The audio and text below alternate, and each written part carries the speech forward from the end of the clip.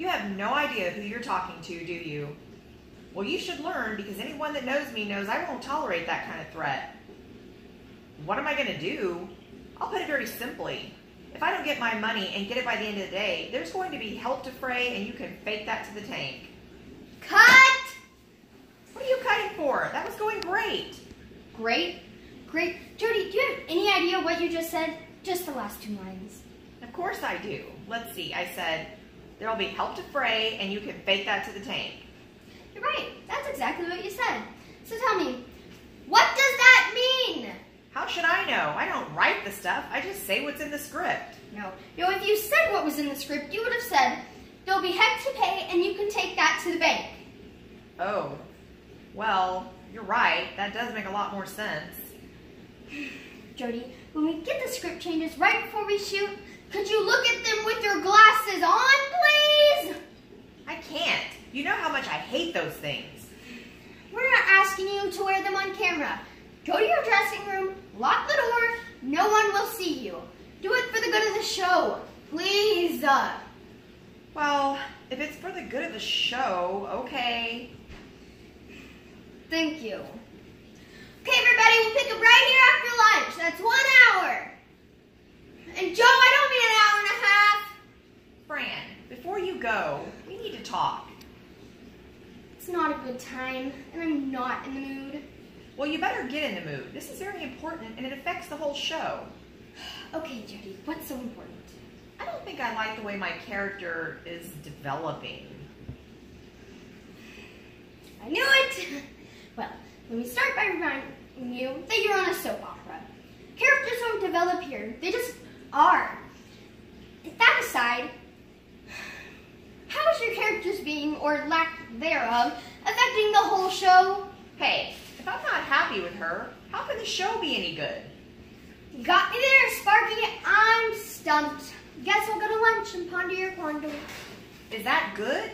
What are you going to do about it?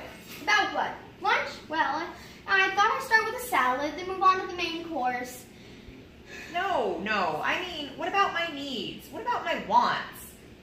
I know what you want. And as far as your needs go, I think you need to be quiet and stop complaining. I don't complain.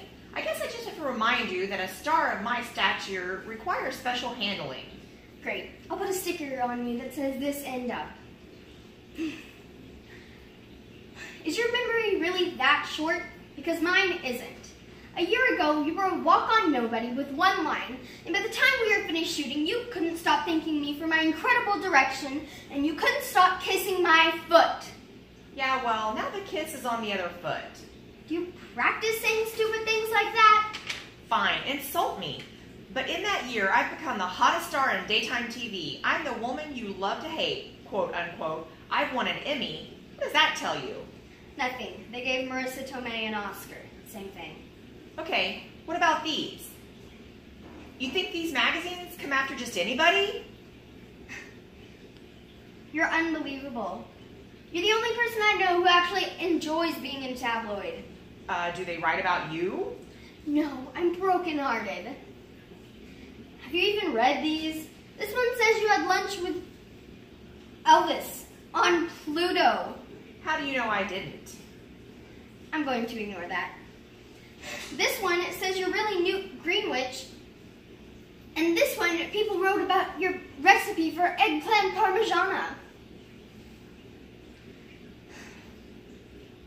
And you call me stupid? You don't get it. It's not the content, it's the fact that people want to know about me. Do you know how many magazines I've appeared in? 175. You actually counted? Of course, and that's not including TV Guide. Maybe it's the Inquirer this week, next week it may be Time. Who knows? What's important is they ask. Can you say the same? I didn't think so. Maybe it's the reason you don't like me. No, that's not it. I don't like you because you're a pompous, self-involved windbag of an actress with bad hair who pushes people around, the acting talent of a sand flea, and the IQ of a frisbee. I beg your pardon. I have perfect hair, and before you decide to get any more caustic with me... Caustic? That's what I said. Let me remind you of something. People don't tune in to watch the direction. They wouldn't know a close-up from a close-out. They watch the show, and they love me. And so do the sponsors. I sell a heck of a lot of whatever they make, and right now, I'm very safe, and you can take that to the bank. You know, aside from saying castic, that's the smartest thing you've said in a year. But that too can change. See, my husband is the head writer. In the last year, I was arrested for murder of my ex-husband's sister's wife, doctor, and pulled out of the electric chair in the last moment. I was bitten by a black-headed bushmaster in Central America and barely survived by doing a blood transfusion with a donkey. I was hit by lightning, died, and came back. I got run over by a bus, survived, sued, and became a millionaire. Well, what more can you do to me? I can talk to my husband and have him give you a call. You wouldn't. Wouldn't I? But you can't. It's not fair. You get a cough on this show, and 2 weeks later it's pneumonia. 2 weeks after that it's a rare tropical disease, and 2 weeks after that... They're pulling the casket out of the prop cabinet. And you're registering with a temp agency. Please, don't do this to me. I'll do anything. Anything? Fine. 1, you learn your lines with your glasses on. 2, you show up on time. 3, I don't want to hear any more about this special handling. And 4, you generally stop being a pain. Agreed? Yes. Anything you say, just don't give me a cough.